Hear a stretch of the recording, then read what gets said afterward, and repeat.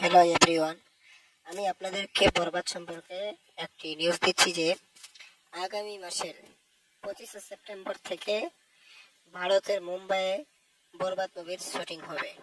টানা 45 দিন শুটিং হবে এবং এটা নভেম্বরে বা ডিসেম্বরে মুক্তি পাবে।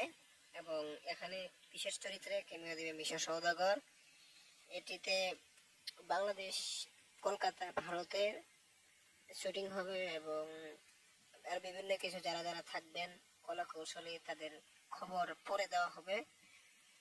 এবং এই নিউজটা 100% সত্যি। আগামী মাসের 25 তারিখে শুটিং শুরু হচ্ছে বরবাদের। সেখানে প্রধান চরিত্র দেখা যাবে ঢাকায় সিনেমার চিত্রনায়ক শাকিব খান এবং কলকাতার ইদিকে পাউল। এবং এখানে ডাইরেকশন দিবে নাট্য চলচ্চিত্রক, নামটা মনে আসছে না, যাই হোক মনে আসছে মেহেদি হাসান হৃদয়, সে এখানে ডাইরেকশন দিবে।